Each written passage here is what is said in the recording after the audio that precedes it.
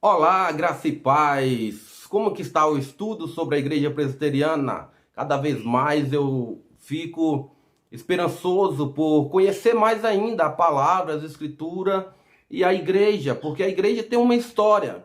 E essa história precisa ser contada, e essa história precisa ser revelada aos membros, para que os membros tenham interesse por conhecer a história e também construir a sua própria história, porque no tempo presente nós também estamos construindo a nossa própria história. Nós somos Atos capítulo 29, ou seja, em Atos 28 encerra ali aquele livro. Porém, os discípulos continuaram. Porém, aqueles que vieram do apostolado, aqueles que vieram dos ensinamentos de Jesus, deram continuidade à obra. Então, nós viemos ali, nossos atos continuam. E nós vamos hoje ver um resumo sobre o governo da igreja presbiteriana à luz, né, de Atos 15, daquela passagem que nós lemos ali na parte 1 do nosso estudo sobre o governo da igreja presbiteriana.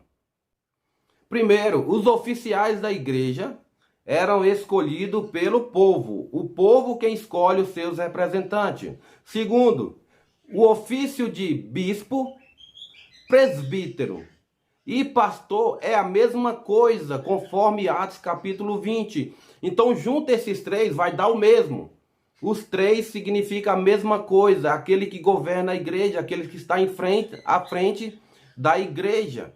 Não há um sistema de hierarquia, não há um sistema como os demais igrejas, algumas igrejas hoje, em que vai passando de pai para filho, ou alguém ali é cotado para assumir a igreja. Não, tem que ter a participação dos membros para a escolha de o bispo, presbítero ou pastor, é a mesma coisa. Então nós falamos pastor, reverendo, pastor. Então nós citamos simplesmente pastor. E nós temos como presbítero docente. Que é isso, irmão Helder? Presbítero docente é aquele que ensina, é o pastor, é o bispo. E há o presbítero regente.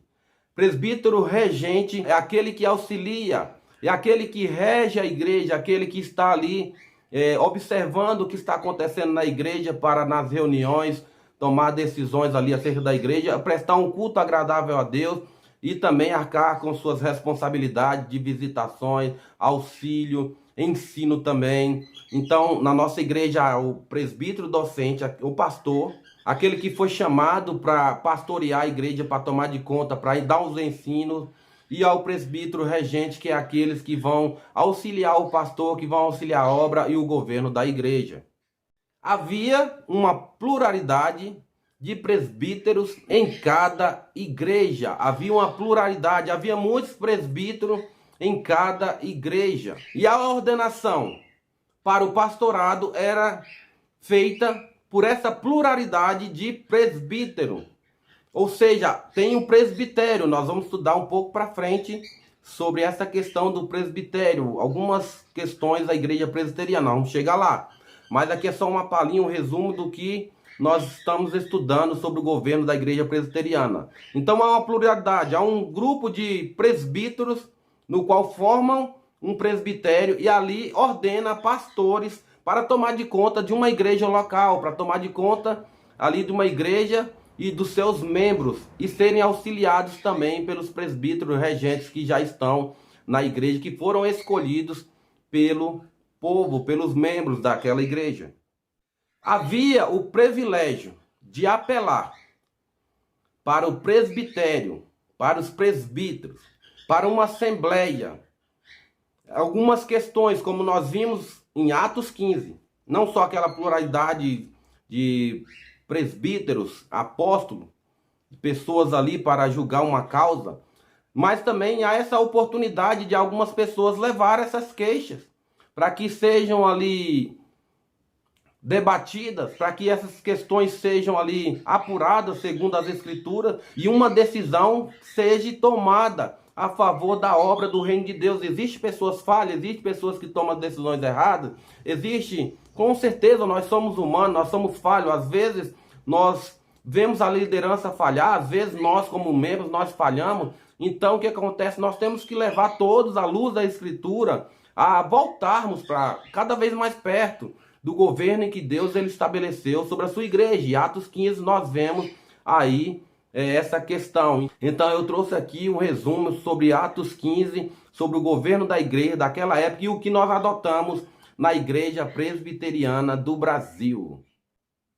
Qualquer coisa que você quiser saber sobre a Igreja Presbiteriana, como ser membro, essas coisas assim, você precisa procurar um presbítero, alguém que tem informações na igreja para informar acerca dessa questão. Você que é membro, que está vendo algumas coisas acontecendo na igreja, algumas coisas estão te perturbando, alguma coisa que você aprendeu no catecúmenos, na sua profissão de fé, alguma coisa que você viu na constituição da igreja, na palavra de Deus, está te perturbando, chegue num presbítero, converse com um presbítero, leve essa causa para o presbítero, e esse presbítero, se ele tiver sabedoria, ele poderá resolver essa situação, ele poderá já dar um basta nessa situação, podendo ali esclarecer essas dúvidas, essa questão, ou se não for somente para ele, se tiver como... se não tiver como ele resolver, ele vai levar para o conselho. Nós vamos estudar sobre isso, como é formado o conselho, o presbitério e assim vai. Mas ele leva para o conselho o que está acontecendo e o conselho se reúne como em Atos 15 aqui, se reuniram para lidar com a situação que chegaram até ele. Se não chegar nada, se você somente comentar com seus vizinhos, comentar com as pessoas afora, somente criticar a igreja e não apontar para a igreja, não chamar os presbíteros, você está pecando. E quantos presbiterianos têm pecado? Porque ao invés de levar as queixas do que está acontecendo na igreja para o presbítero, para o pastor, estão levando para os membros, estão levando para os vizinhos, estão levando para fora. E assim comentando, e os demais que estão vendo de fora não tem uma noção, não tem uma sabedoria, não vão poder resolver essa causa. E a igreja se passa como suja. Por quê? Porque são pecadores, irmãos. Porque a igreja tem falhas. Se nós não chegarmos um no outro, nós nunca vamos corrigir as falhas da igreja. Então é necessário isso acontecer nas igrejas, para que as igrejas elas possam resolver as questões mais fáceis. O que não puderem resolver no conselho, nós vamos estudar isso mais para frente, mas vou dar uma palhinha, né? Vai ir para o presbitério tem mais um, depois tem mais outro, e assim chegar até o final. E aí vai ter que ser tomada uma decisão. Se acertadamente, não sei.